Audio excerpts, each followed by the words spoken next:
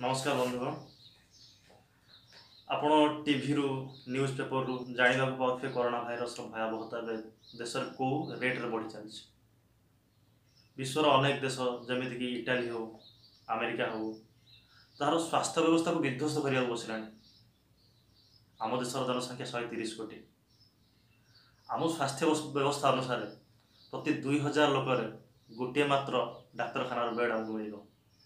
आप भावी पार्टी जदि आम देशर 10% लोक भी ये भाइरस संक्रमित हो जाते ताहले मोट उपर 13 कोटी लोक संक्रमित हे। आम सरकार कौन कर भावी पार्टी परिस्थितिर गंभीरता कौन हो पारे।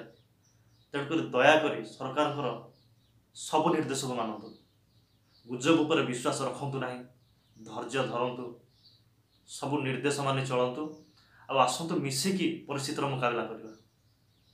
यही परिप्रेक्षी में छोटिया कविताटे मुझे सचेतन करने आवृत्ति करने चाहूँ। बस सचेतन हवा, देश को बचेवा, आम भविष्य को सुरक्षित रखा और आम आत्मीय मान को सुरक्षित रखा। चलते शुणा कविता। कवितार शीर्षक महासंकट।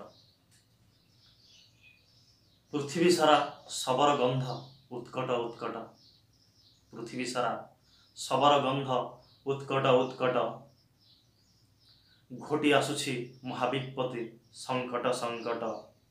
हे आबाल वृद्ध रुह हे रुद्ध घरे, हे आबाल वृद्ध रुह हे रुद्ध घरे, बंद घरे रही दिय हे लंफ जीवनर युद्धरे, बंद घरे रही दिय हे लंफ जीवनर युद्धरे। निभृत रही अस्त्र तल हाथ धोई धोई दिय हे रोल, तेजी जीवनर ज्योति। देख डाक्तर आरक्षी दल सेविका समूह सफेई बल, तेजी पराणर मोह उठी आज माती। मृत्यु विरुद्धे दम्भी छाती लड़ी चली भूली भोकशोष ई दिवस की राति। पोक माछी परी मरे मनीष अबेल बेलरे सरे आयुष, सबको मिलेनि कफिन गोटे माटी छपुट। सावधान हुआ मो देशवासी सतर्क हुआ छाड़ बेहोसी, सरकार कथा अक्षरे मान माड़ी आसुअछि महासंकट।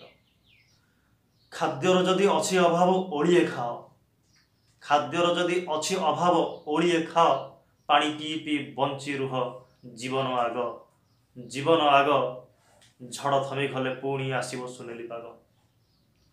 कष्ट न सही जितिनी केही, कष्ट न सही जितिनी केही, भूताणु डाकिछि युद्ध देही। धैर्य धर, शासन उपरे भरोसा करी साहसर सह सामना कर। आखि आगे आम नमरु बंधु स्वजन, आखि आगे आम नमरु बंधु स्वजन। भूताणु को देहे दबानी दबानी इंच स्थान।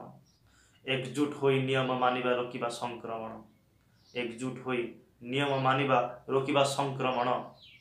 देशर भविष्य हातरे आम, देशर भविष्य हातरे आम। साबुन पानी रे सफा रखिबा देहु देह करी व्यवधान।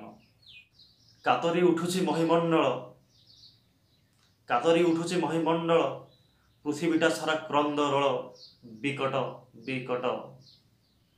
सतर्कता बिनु पंथा नाही, भूताणु आसीछि जनता नेई। सावधान हुआ मो देशवासी, माड़ी आसुअछि संकट संकट। बस कविता थिला एतिकी। आपण माने परिस्थिति की बुझंतु, मन रखंतु प्रत्येक जिनिस को राजनीति सह जोड़िबा बुद्धिमान कार्य नहीं। संकटर घड़ी रे आपण साहाय्य करंतु, सरकार को कथा मानंतु, सब निर्देश को पालन करंतु। बस एटा हबो आम समस्त उत्तम देशभक्ति। रहिली। जय हिंद।